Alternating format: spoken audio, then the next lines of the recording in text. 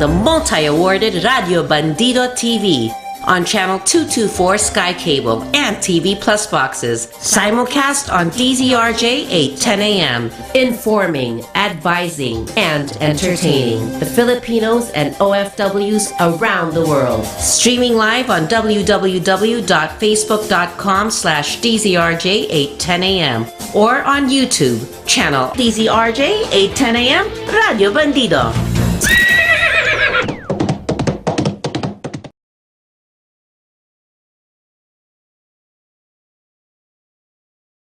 Hello, mga Earthlings. So it's another Saturday, another hot Saturday here in the Philippines. I don't know. I just asked Alexa now. Let's ask her. Alexa, what is the temperature in Manila?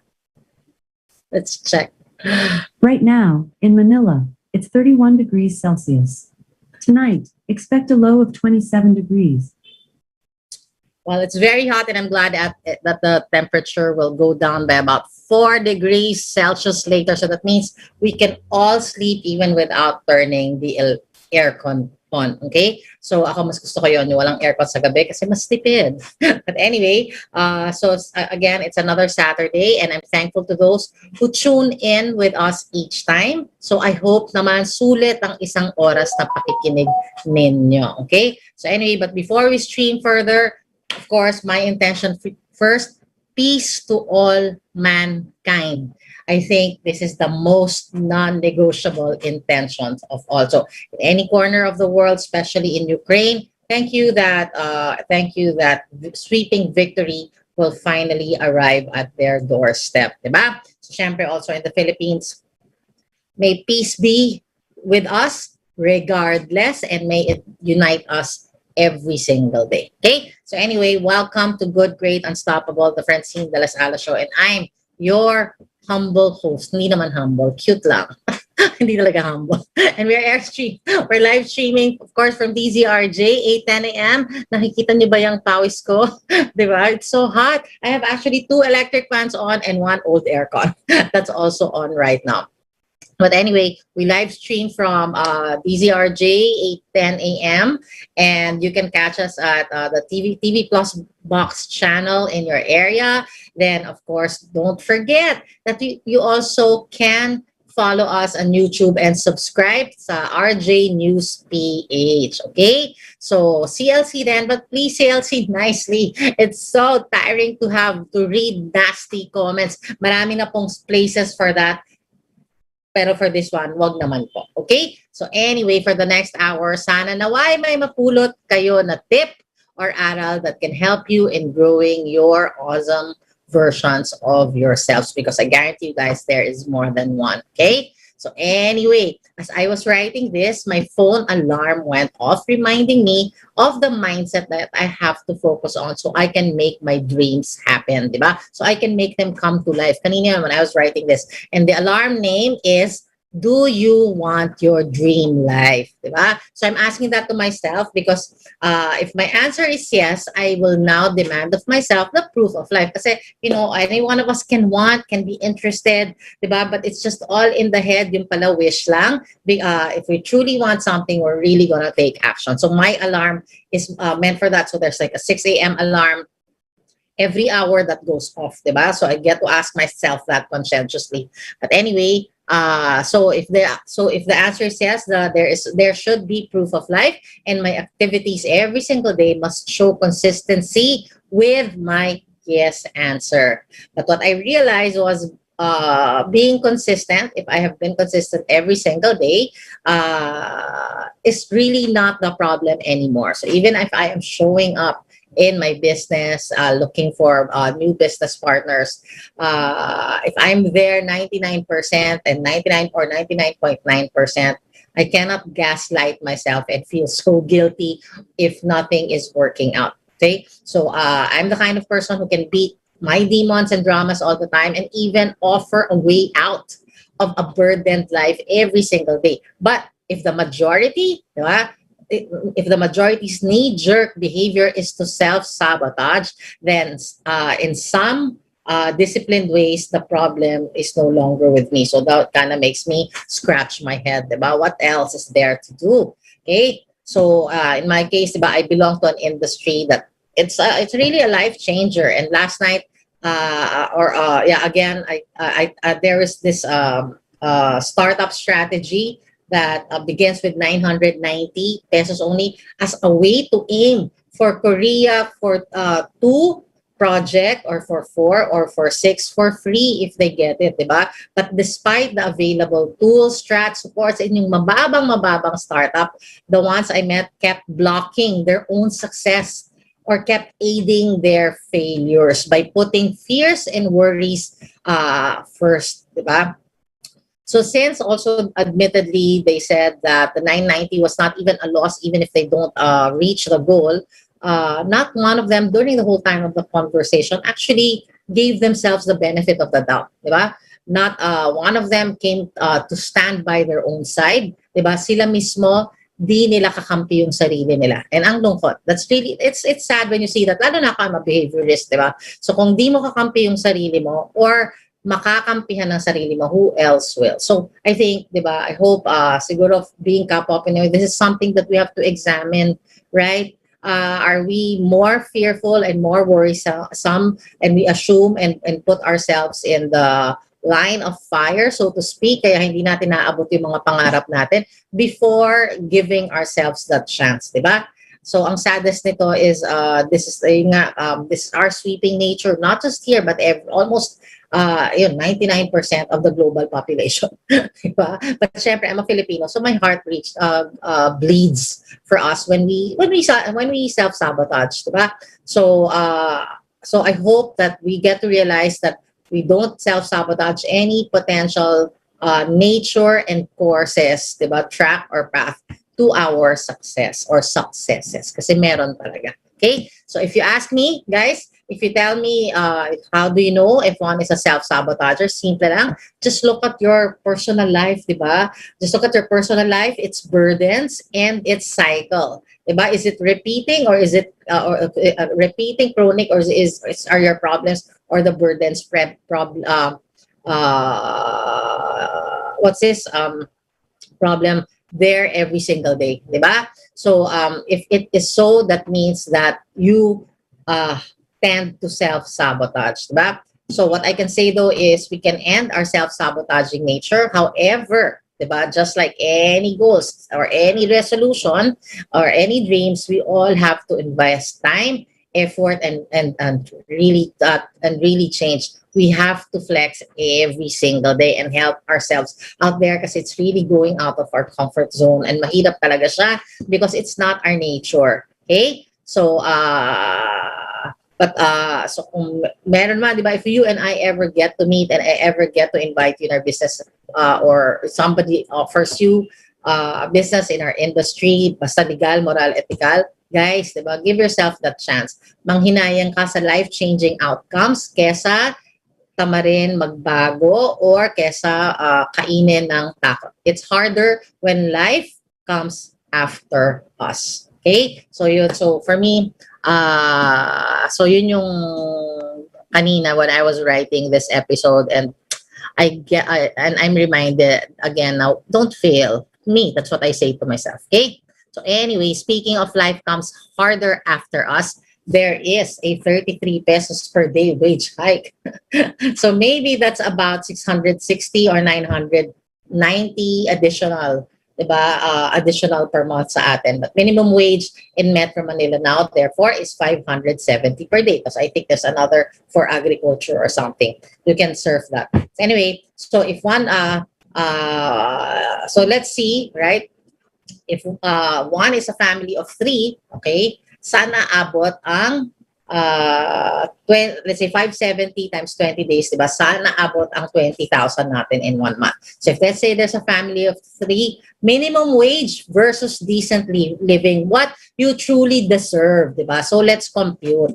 So let's say, so versus natin yan, diba? So I just want to share this with you because this is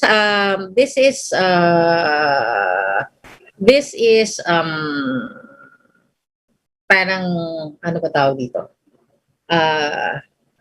This is a tool for you to realize saan pa yung kailangan mong gawin, ano pa yung kulang, di ba? So let's say, if you're earning 20 pesos, let's start with savings, di ba? So syempre, let's start with 20,000, zero savings, di ba? Dapat unahin mo talaga yung savings. Let's say, capable ba ang 20,000 na makapagtabi ka ng significant amount? Okay? Zero savings or 1,008 after the following expenses versus savings na 20,000 a month sa decent living. Okay? If you have the decent wage, dapat meron kang at least 20,000 na itatabi buwan-buwan. Decent, guys. Underscore that. So let's say minimum wage versus decent living sa rent. So let's say the 20,000 can most likely for a family of 3 just allow you to get a room for rent na maybe nung time namin 5,000 na to, diba? So maybe na may 5,000 pa, but I don't anymore know what that looks like. So versus decent rent na let's say studio or one bedroom condo na 18,000 per month. So see the difference. So kapag ka 20,000 mo, malamang nag-rent ka lang na room for rent family of 3, diba? Or nakikita na ka sa family mo, right? Versus having your own space na respectable, which will cost you around 18,000. Let's say if it's condo, kasama na yung juice doon. So next, sa food, minimum wage na 20,000 a month versus decent living na dapat at least 100, decent living. Let's compute later, ha? So, tawag dito. So sa food, tipid, siguro in a day, this is about 6,000 per month pala. 6,000 per month, so siguro mga 200 per day. I don't know what you guys are eating, pero mahal na po ang gulay kung ganito, di ba? Versus if you had a decent living wage, di ba, you would probably be at least allotting 16,000. Di ba, yung nakakain mo naman, yung healthy, yung gusto mo para sa pamilya mo, di ba? You're not found wanting. So and when it comes naman to utilities, like now it's so hot, right? So minimum wage versus decent living wage. So sa minimum wage, malamang your kuryente, kasi hindi ka nag-aircon, is 1,002, kasama na yung water. I don't know if you have siguro kasama na dito yung mobile phone, wala pa tong internet. Okay? Versus at least 5,000 to 7,000 na decent na utilities for decent wage. Let's say you have one aircon for that, diba? Na nagagamit mo during summer. Right? Ako, summer lang ako nag-aircon, guys. Diba? Kasi talagang ayoko nang payamanin ng Meral kung mayaman na sila. Ako na lang payayamanin ko. So, let's say sa transportation man, both are working. Let's say, diba? So, sa tipid na minimum wage per month, maybe you're allotting 6,000. Dalawa kayo working because I don't think you can afford to not work. Right? So, sa bagay hindi. Sige, sa working, 3,000 to 4,000 versus pag decent living, di ba, you have a car, so that's about 25,000 month amortization, may extra dyan pang parking, may extra din dyan pang gas. Tapos, syempre, sa 20,000, when it comes naman to tuition, di ba, malamang zero, you'll probably go for public school versus yung at least 7,000 for tuition, let's say 70,000 a year, yung, you know, ano bang tawag doon? Semi-private, di ba? Semi-private. So I'm sure that's where you want to send your kids. At least man lang sa semi-private. Pero pag minimum wage ka and you have no choice, syempre, they end up in public schools, di ba? Next, pag yun namang family travel and leisure time, kasi kailangan to, di ba? So, syempre, minimum wage versus decent living income. So, malamang zero. Wala kayong travels, di ba? So, baka pwede, every 2 years or 3 years, pwede. Sobrang tipid to. Pero hindi yung taon-taon. Versus at least nakakapagtabi ka ng 10,000 per month. Right? 10,000 per month. Para at the end of the year, nakakapunta naman kayo ng Boracay, ng Cebu or something, or Tagaytay, or nakaka-staycation kayo ng mga 5 araw or something. Diba? Maganda din yun eh. Diba? Hindi na lang yung nag-like ka na lang ng mga bakasyon ng iba sa Facebook. Eh, ikaw naman, it's your turn. So if we compute that, guys, diba, the minimum wage minimum wage and the expenses na kaya mo from savings, rent, studio, you are, that's about 18,200.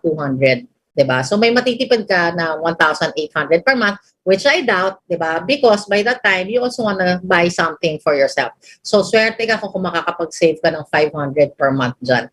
But let's say, diba, sobrang sinop mo, nasisave mo yung 1,800 per month. So that's about 18,000, mga 22,000 per year. Kulang pa rin, diba? Kasi let's say nagkasakit ka, yung 22,000 na yan, limas. Or may nagkasakit sa pamilya nyo, nangailangan ng tulong, limas yan, diba? Versus, let's say, if you add all the decent living, yung let's say sa savings, nakakapagkabi ng 20,000, sa rent, you have to pay at least 18,000. This can also be your amortization kami kasi sa pag-ibig. our amortization for a two-bedroom condo was about 23 when we started. Ngayon, nasa 15 na lang siya. Diba? So, mas maganda yon. But anyway, so isama mo yon yung sa decent living, food na at least 16,000 per month, di ba? Transportation with car and everything. If you total that, that's about 126K. Decent living. That's why, di ba? Last month I think, or about, when was that? Sorry. I think 2 months ago, there was an article in Philippine Star that Filipinos are happy with at least an annual income, I don't know if it's net, sana naman net, of 1.3 million. Kasi yun talaga ang makataong income. Okay? So, between the minimum wage of 20,000 and then may save, yun lang ang aalat mong life sa'yo, di ba? And the decent living income where you are living with dignity, that's at least 106,000 peso difference. So, am I scaring you? Hindi naman, guys. Napaisip lang ako kanina when I saw the news, diba? And I just wanted to share that, wanted to share na, even if I want to be happy na merong increase, diba? Kasi 990 per month is better than zero pa rin. But I do hope that we realize that employment, diba, is never going to be enough. And kahit na 10 change of government pa yan, hindi pa rin yon ang makakatulong sa atin. We really, di ba, we have to become CEOs of our companies or vice president before we can live decently. Wag naman, di ba? Because many of us have more than one child, di ba? Have about 2 or 3 children. So, paano na lang kung 20,000 or 40,000, let's say both parents are working, tapos 3 yung anak, paano na lang sila magsasurvive, di ba? And I'm sure malamang yun, puro utang or credit card, di ba, na hinahakol na sila. So, kayo mismo, you have to ask yourself, saan ka nga ba masaya para trabahuin mo? Masaya ka ba sa 20,000 na income per month?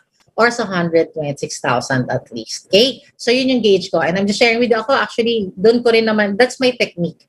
Diba? Kaya hindi ako mapakali, diba? I always mapakali. Do I want to settle for being broke today, diba? Or do I want to work something? Do I want to work on my business today? So meron naman lang akong income na napapasok every week, diba? Yun naman yung maganda sa industry na, well, at least in our company, because our income is every week and we have a choice kung anong income range ang gusto namin. We just work together as a team and we earn in dollars every week deposited by Bank of America to our account, diba? So kung wala kaming ginawa, wala rin kaming income. Kaya lang, yun nga,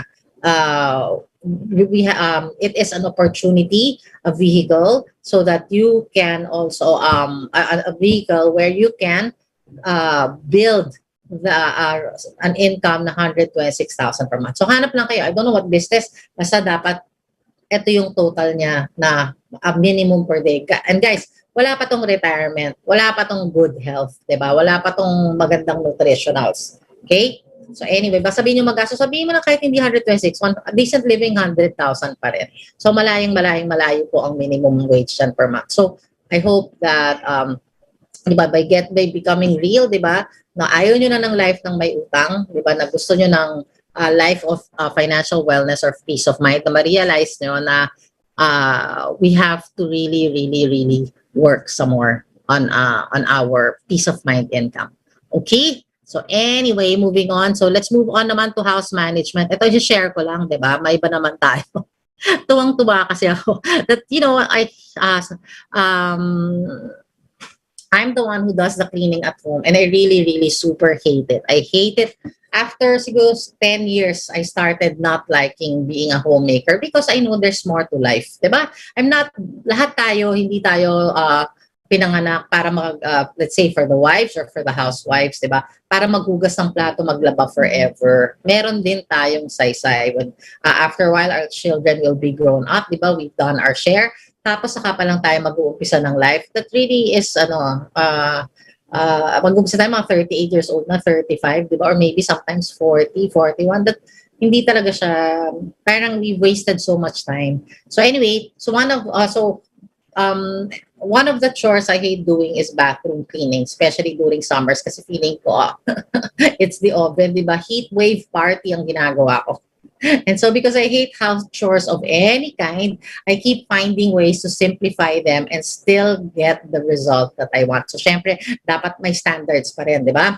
So, hindi pa rin pwedeng bara-bara. So I'm going to share with you guys, di ba, my bathroom cleaning tips. Pasensya na kayo kasi natuwa talaga ako dito that na-discover ko na naman siya. Talagang my brain does not stop in looking for, sabi nga ni, I don't know if it's Bill Gates, di ba, if you really want to get something done, di ba, you hire the laziest people because they will come up with the most simplified, di ba, solution to the problem. And I think eto, di ba, because I hate doing the house chores, I keep simplifying them. And you know what, guys?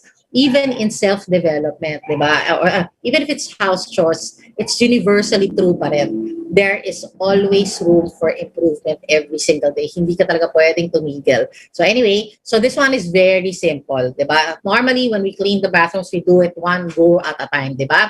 And sa akin, ang ginagawa ko, I do it sections at a time and use a timer. Oh, ayan, di ba? So when we usually clean the bathroom, we finish it in one go. That's about 30 to 40 minutes every time, di ba? So pag general cleaning siya, then if you clean it 2 times or 3 times, it's about additional maybe 10. Kasi pag malinis na, diba, additional 10 minutes per week. So in a way, you are spending about 1 hour a week, or that's 4 hours a month, or 4 times 12 months, that's about 4 times 12 months, about 48 hours. That's like 2 days na naglinis ka ng banyo na pwede mo, di ba, gamitin para yumaman. Yun lang. Ganun lang, simple lang ang formula ko. But, so this is what I do. I do it section per section at a time. I do it in one go. I use a timer. So, so pag section at a time, kunwari like kunwari today, I'll just do the area of the sink, di ba? The walls around it, and the mirror, and of course yung sink mismo. Yun lang yung gagawin ko. Tapos pag maliligo na ako, or pag maliligo na ako, I'll do naman the toilet side, or let's say I will put that off and for the next day, and then clean that just before I take a bath. So, ganun lang, the toilet side and the floor, the floor, general cleaning din ng floor. So that takes me about, siguro mga more or less 7 minutes. Diba? Kasama na yung pang squeegee sa kanya. And then the bathroom side, the shower side, I have this, means before I take a bath, 1 minute lang, I get a sponge and I put, I don't know, put Domex yata or Mr. Muscle, I put it there. Then I wipe the walls na. Tapos, just rinse it. So that's about 2 minutes lang, 2 to 3 minutes lang. So, another way, so I use the timer, diba? So that I don't, I use a timer because time is diamond, diba? That's $1,000 per week. So I use a timer, and so that I'm more mindful of not wasting my time, diba? And then I get to also save more time and use it for more productive work. Like I said, diba? That's 48 hours that you get to save, that you get to use for bathroom cleaning in a year. And tawag dito, in a year, and that can be used for making money, diba? Or spending time with your family. Pero ako making money kasi okay naman kami. We spend our time every day na. Okay? So yun nga, I put it in more relevant aspects, diba? Those hours, like financial wellness. Kasi yun nga, as I said, that's my thing. So, mababaw man siya, diba? House chores, but if you are a homemaker for more than 6 or 10 years, hindi na siya masayang gawin, diba? Where is the romance? Life is not about house chores, and it's about meaningful purpose. So to the homemakers, diba, I hope itong tip na to ay makatulong sa inyo. Grabe, ako din, even our laundry, you know what, guys? I just bring it downstairs. I have it washed and dry there, and I don't even fold it. Diba? The minute that I don't fold it at the what do you call that, at the laundry place, diba? I just bring it up here, and then I fold it na, diba? And put it. So naka-timer din yun, dapat 15 minutes tapos na ako. Everything that I do, bringing the dirty clothes to the laundry, dapat within 15 minutes total na yun. Pick up, delivery, sort out, pick up, and and sort out, deliver, and then pick up, diba? And the folding then, kailangan 15 minutes. If it will be 30 minutes, hati yan, diba? Because I will always prioritize the thing that will bring more,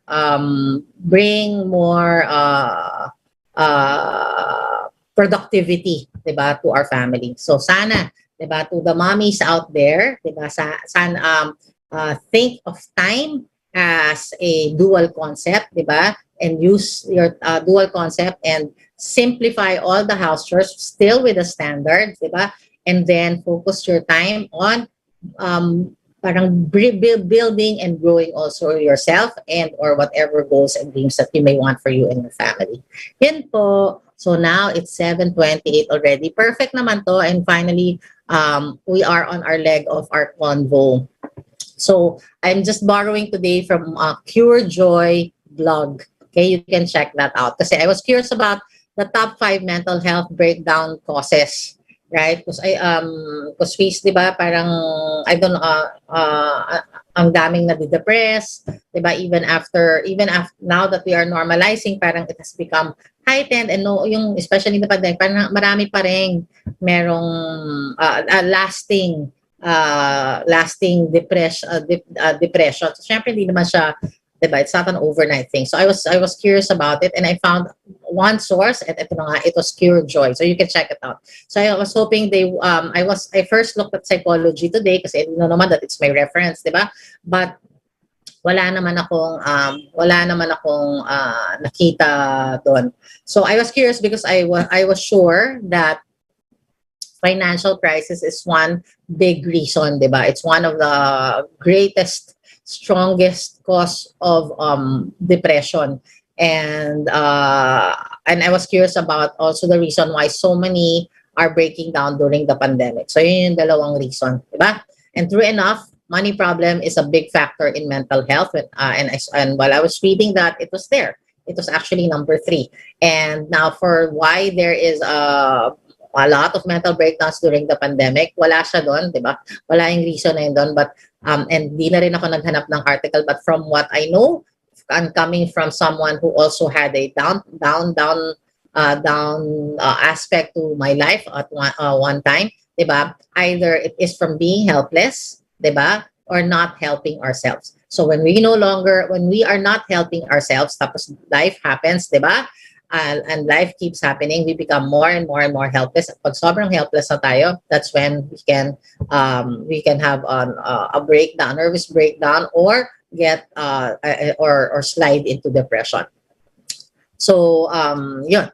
But anyway, now from what I know, di ba, I'm sharing this with you kasi paulit-ulit I see it in my posts, I see it in Google, di ba, whenever I'm reading articles. So I cannot, parang for me, I don't wanna, hindi ko to pwedeng i-deliver ng piecemeal na just because it's a trend. So I want to be able to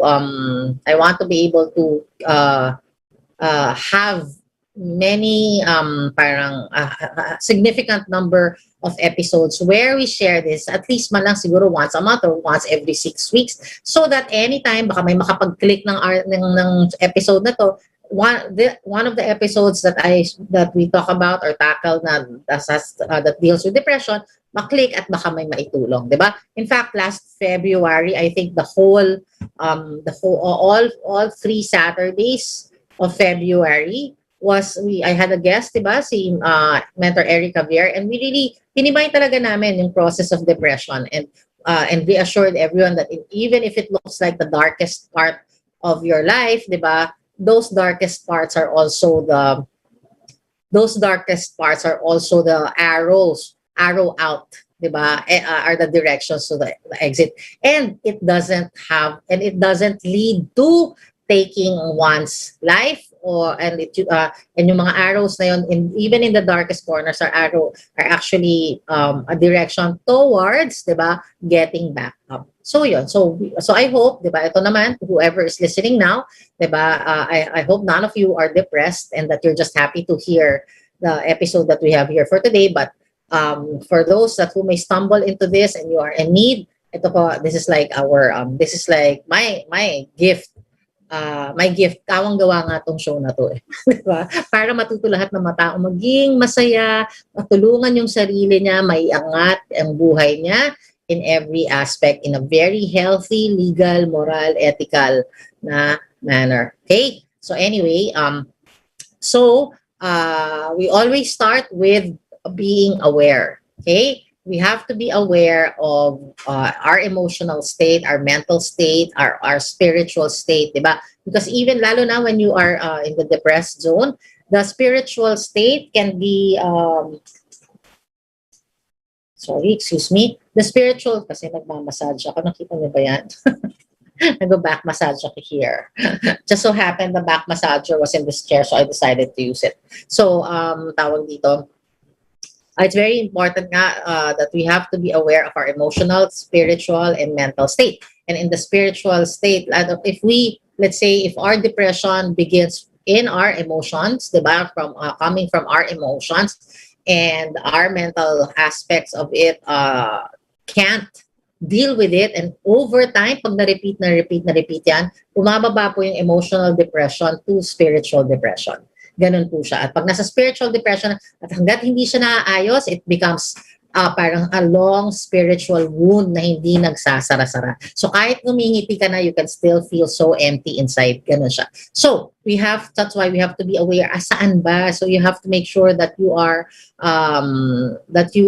can gauge, diba? Scale of 1 to 10, mentally, nasan ka in terms of being healthy, emotionally, mentally, and also in the emotional level, the spiritual, scale of 1 to 10, being very bad, diba? And 1 being being okay or being healthy. Ay, hindi pala. 10, bala ka kung ano ko. 10 being very healthy and 1 being not, diba? Poor emotional, poor mental, and poor spiritual state is in the, syempre, pababa. So 1 is being really, really bad. Okay? So you have to be aware of that.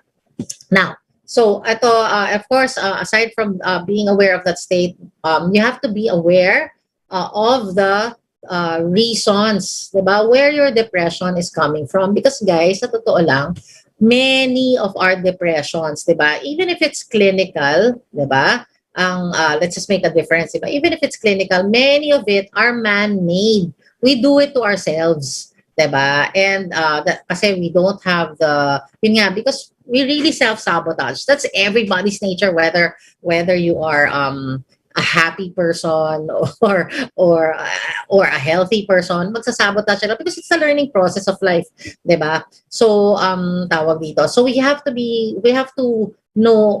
aware of the reasons why we keep getting back into that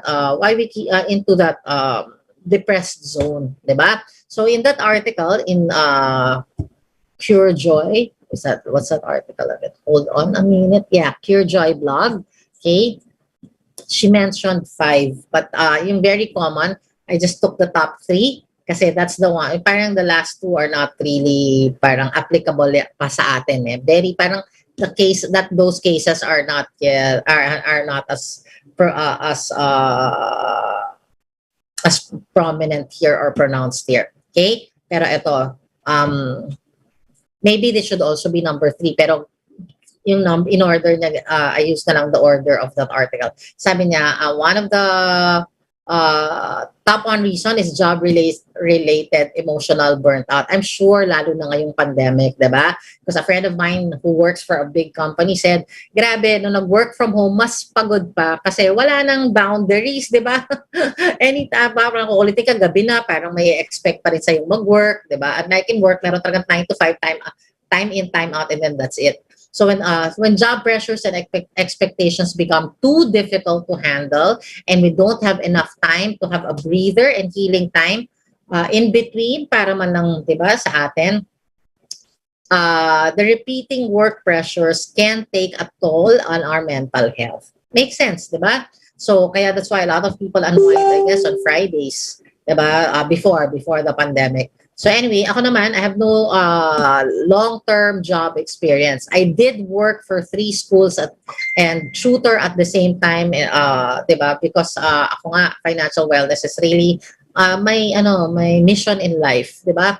Then, pero even if I were moving from one school to another in a given day, diba, and run to my student for tutor, I did enjoy the process, diba? It sounds weird kasi dapat nakakapagod siya, diba? But because I knew what I was doing, diba, and I chose that kind of busyness, it somehow felt gratifying every time nakukuha ko yung income ko. So nawawala. It doesn't matter kung gaano siya nakakapagod, kung nakakapagod mag-travel, di ba? So anyway, so my work pressures naman, although, pero still, di ba, my work pressures are incomparable pa rin compared to those who work in corporate jobs. Di ba? So, pero I think the key is choosing the job and knowing the pressures that will come with it. So don't choose jobs that will have high pressures kung hindi ka naman ready, 'di ba? Or high demand. And if we do choose that, you have to, 'di ba, wake up earlier every single day and zen your way. 'Di ba? Zen your way so what you may encounter, especially if you have a boss na talagang very rattling, 'di ba? Or a deadline na very rattling.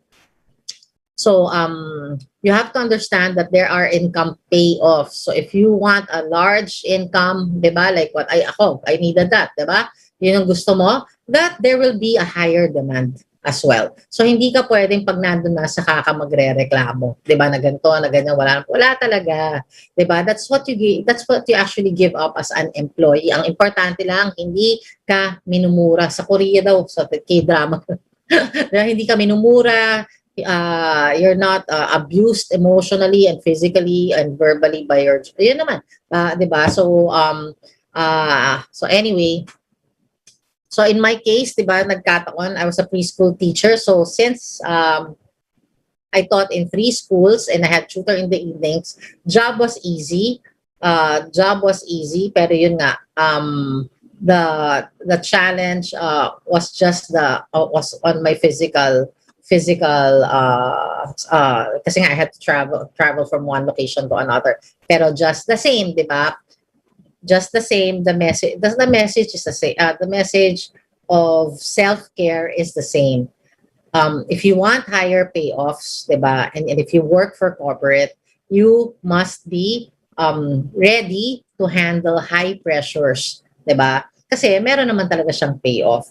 So if not, diba, that's very na ngayon kung pipili ka naman ng job na so wait lang, sorry. So by understanding that you get to really make a very parang a choice, 'di ba, that you can own, 'di ba, and then come up with a way or strategy on how you can actually give yourself a breather and or a healing time for yourself, 'di ba? Kasi pwede naman talaga, meron naman talaga. So if I were you guys, take advantage also of your leaves, 'di ba? So para sa doon, so you can parang also kahit papaano meron kang bakasyon. It's not, ang leaves 15 lang yan, 15 days, and you can't, I think parang hirap pa magpaalam pag straight na 15 days or 30 days, 'di ba? Parang hipahirapan magpaalam. So hindi mo rin kasi hawak. Kaya lang yun nga, if you knowingly made that choice, at dapat meron ka ring equal expectation of it or even worst expectation of it para ikaw mismo uurong kung ayaw mo ng ganun. Okay? Pero yun nga, it makes a job easier when we accept what difficulties or what challenges will come with it. Yun. Okay? So ano pa? So yun yung mga job-related emotional burnout. Ang nangyayari kasi pumapasok kasi kailangan yung pera, never mind parang diniditch yung part ng challenges. Huwag niyong i-ditch, mahalin niyo yun, 'di ba? Pag bago ka, intindihin niyo, tingnan niyo kung kaya niyo tanggapin. Kung hindi niyo kaya tanggapin, don't na lang, 'di ba? So kaya practice ka, 'di ba? So yun. Anyway, number 2, difficulties in a relationship. So syempre toxic and abusive relationships can really push one to have a breakdown or be depressed, diba? I had an episode, I also had an episode about this. I talked about what to consider before entering a relationship. Pero assuming that you already found yourself in a difficult relationship, these are the things that you have to consider, okay? Getting help or counseling. So sana mutually, diba? Mutual decision that you both want to work on it. Kasi ang relationship is really about work. Romance is only nature's way of getting us together, diba? But soon, 2 years or 3 years, romance takes a backseat and life takes over, diba? We have to deal with each other's personality, habits, differences, character, values, and responsibilities and roles, diba? And then so that we can work together. Ang dami nun. Any given day can trigger toxicity from any of these areas, 'di ba? So tawag dito. So unfortunately, 'di ba, we are short-handed when it comes to EQ, IQ, and AQ all together. So conflicts will really, really arise from even the smallest things, 'di ba? And those smallest things can escalate to big things or sometimes big things na siya kaagad. Meron bang ganun? So anyway, emotional wounds can open and sometimes be left unhealed for a very long time or sometimes forever. Ayaw natin nun. So as this goes on, the wounds become deep and can turn into anger or depression. And the most important thing in this process is to make sure that, 'di ba, in the relationship, wala yung relationship red flags, yung mga abuse. Okay? We are talking about normal engagement, yung pag-a-adjust sa isa't isang personality, character, values, roles, responsibilities. So, yun lang. Pero sa red flags, hindi po ito kasama, ha? So, anyway, dapat yung problems na kung meron mang relationship red flags, dapat very few or negligible so that it can be fixed right away at ma-eradicate sa sistema ng relationship. Pero kung siyempre, di ba, pag red flag siya at may nagbubugbugan dyan or may abusive, ibang kwento na po yun. And anyway, so, yun na nga, because challenges can arise from differences of personality, character, values, and virtues, and even our roles and our responsibilities, our habits, di ba? Toxicity can still build. Then, pag build, we don't know how to deal with it. We have, what we call that,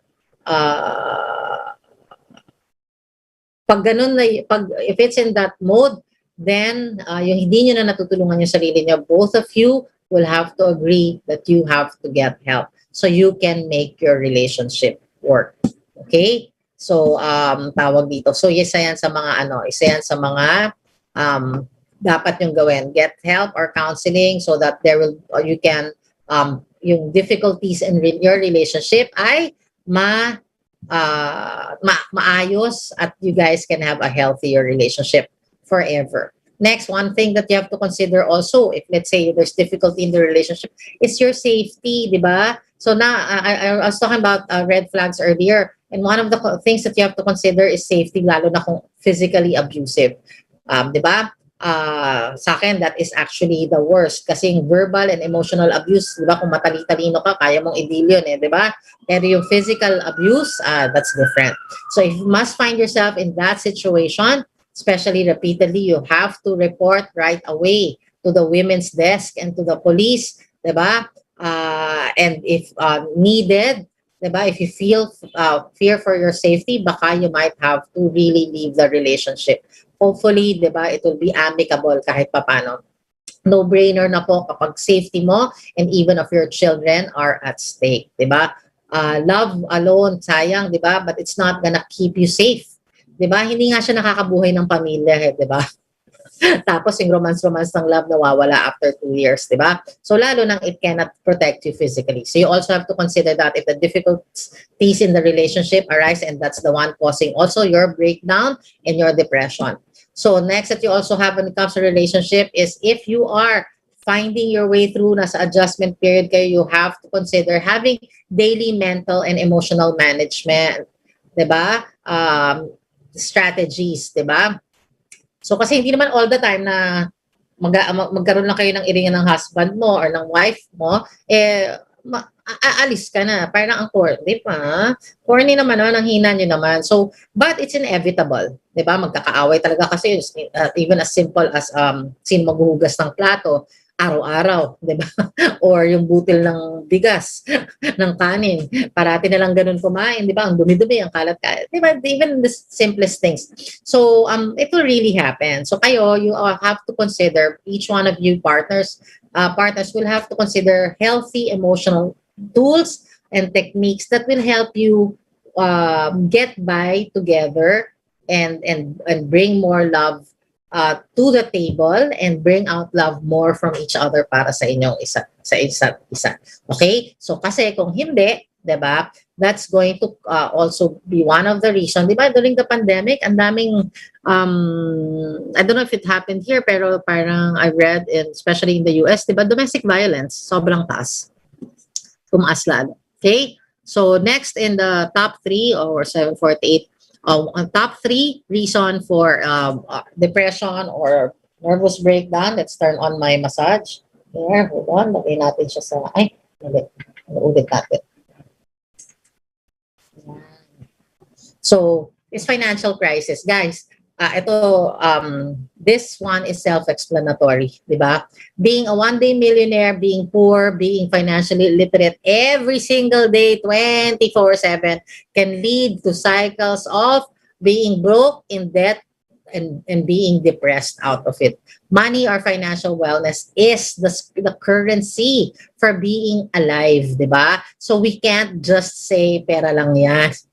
Hindi talaga.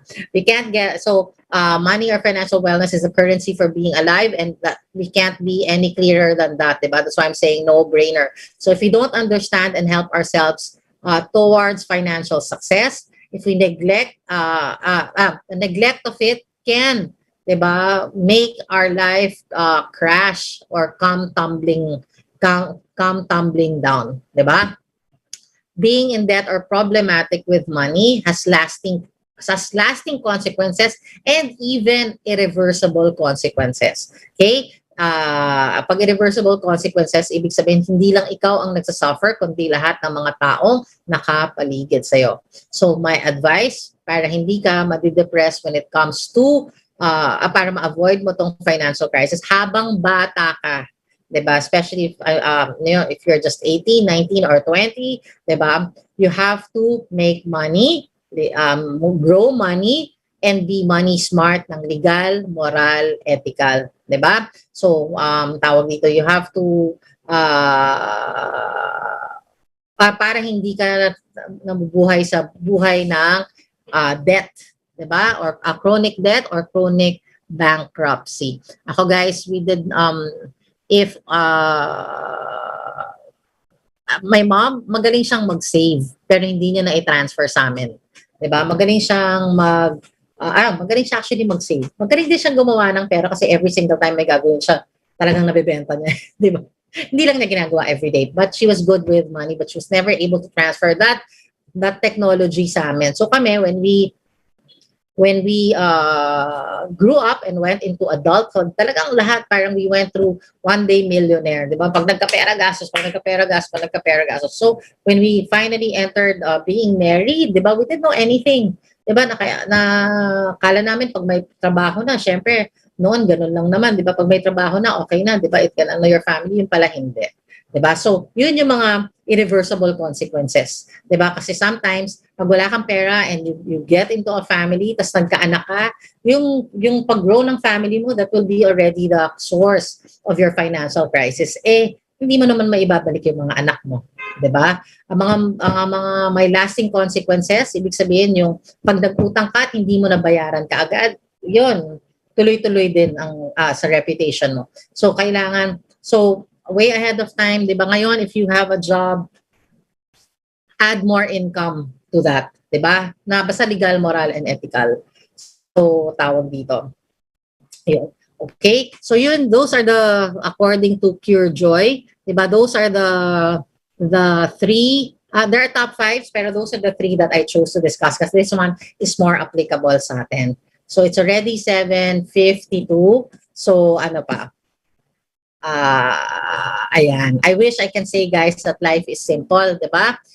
It is, di ba, when we don't complicate it and when we work together. But in reality, that's not the case. Based on self-improvement experience, it really boils down on us helping ourselves. Wala talagang ibang tutulong. That's why ang mantra ko nga, guys, di ba, there are days that I ask myself, sinong tutulong sa'yo? Ako. Sinong kakampi sa'yo? Ako. I have to talk to myself that way so that because that's walang let's say kung ang problem ko is financial wellness at hindi ako tatayo ng kama or magtataba, wala namang bibigay ng, no one's gonna give me money to pay for my bills, right?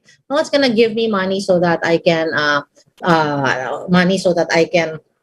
I can meet my success setup goals for my kids. So what's gonna do that for us, right? So I have to so it really so whenever everyone of us has a problem, right? Tawag dito, you will parang pansinin mo na naayos lang siya pag may ginawa tayo, 'di ba? About it. So ganun lang siya. So, yun nga. So, it boils down on us helping ourselves. The daily struggle is all about solutions and self-management. Mas mabuti na yun kaysa yung ma-depress tayo. Right? Mas mabuti na that we are getting up and looking for solutions and we are managing ourselves and the situation while we are developing and growing or providing the solutions. Diba? Daily life is about making the right healthy decisions and choices so we don't end up creating problems that and piling up problems that will or could have lasting and irreversible consequences. Ayaw natin yun. So don't be the first one, diba, to abandon yourself, diba? Diba, when you are in that situation where you tend to be, when you think that you could be entering in the depressed zone, tandaan mo, ikaw dapat ang una mong alay. Hindi ikaw dapat ang unang nag-a-abandon sa'yo. And every day, you have to make friends with yourself, di ba? You have to make friends with yourself na, okay, di ba, kung you have to address yourself, Chinne, today, this is what's good for you. You have to raise your standard. Hindi ka pwedeng gato. O Chinne, today, importante ba yung pangarap mo? Sige nga, kung importante, may proof. Like that. So you have to, so ikaw, kung ang pangalan mo ay, let's say, ang pangalan mo kunwari ay Gona. Di ba? Gona. Di ba? You have to be kind to yourself. Pagising mo pa lang sa umaga, ganon. You have to know that you are your only friend, that you are your ally when it comes to dealing with life and making sure that you don't create problems that can lead you to being depressed. Okay? So each day, your battle is with yourself, diba? And your goal is to win against your own demons and dramas or any problems or life or any problems that life will come your way. As I said nga, you have to create solutions and self-management. Please don't think that life is romantic. It's not. Every single day, we really have to flex mentally and emotionally and physically so that we are able to create barriers against problems that might mount and lead to our nervous breakdown or our complete depression. Kasi our depressions once were there and ibig sabihin we're even weaker kasi kung umabot tayong ganon, what if we're weak? We discover na sobra pa na tayong weak. Many of us take our lives, diba? And sa akin, ano ba ang suicide? Kwento nga during the pandemic, di ba? Because there were articles, natanong ko yung sarili ko, okay, I'm having a hard time too now. Di ba? What if I put myself in the place of that person that might be in the suicide zone, tapos sabi ko, okay, ito yung problema ko and I'm so depressed and I'll just take my life. So, sinimulate ko and then I realized, wait lang Lord, wala akong kakilala dyan sa taas. Mami ko lang. Lahat ng mahal ko sa buhay nandito. So, ayoko naman, di ba? I don't want to be sad up there. At saka hindi ko alam kung doon ako sa taas pupunta. Anyway, so isa pa yun, di ba? So I said, if ever I am going to hell naman, Lord, diba? So isa kanya, dito na muna ako mag-enjoy. Diba? Pagbigyan mo na ako to have 50 more years in my life. Total, I'll be experiencing eternity in hell din naman if ever I'm going down there. So that makes me parang realize na it's not worth it. Diba? It's not worth it. Might as well just help myself. So, yun. But anyway, yun nga, your battle is with yourself and your battle is to win your victories against your demons and dramas. So you have to flex mentally and emotionally and physically every day. And so we flex on the we need that so that we need to flex so that every aspect of our lives that matter to us, we can tawag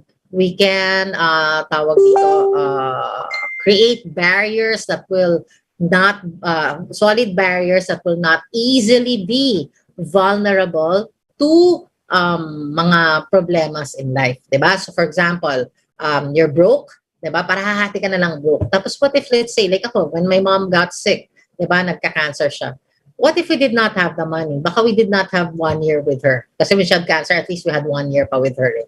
'Di ba? So baka 2 months lang wala na siya. But because we were able to may na-save na pera, 'di ba? At least kahit paano nabigay yung treatment and she was able to spend all our birthdays with us, which she had wanted in the beginning. Na if ever she had to leave, gusto niya lahat ng birthdays, yung last birthdays meron pa siya with us. And you know what? She was able to do that, 'di ba? So yun. And where so life happens, and if your foundations of your life is weak and you are also weak, diba? Your emotional, mental, and spiritual states are all weak, diba? Mas madali ka talagang bibigay. So my advice to you is flex on that so that you can have solid barriers, protection against any typical life woes, diba? So yun. So again, it helps that you are aware of where your problems come, diba? And it helps to be aware who your ally is. And again, that is just you. All right. So the only way to avoid it is to make yourself strong while you are not yet there, or if you are there, to get the necessary help so that you can also get back up right away. Okay. So now avoid the pitfalls, help yourself, don't self-sabotage, choose a healthy life, choose to be healthy mentally, emotionally, and also spiritually. Okay. So that's it for now. So siyempre, good evening to everyone and a good life to everyone around the world, diba? From the Philippines to every corner. Okay, may peace reign.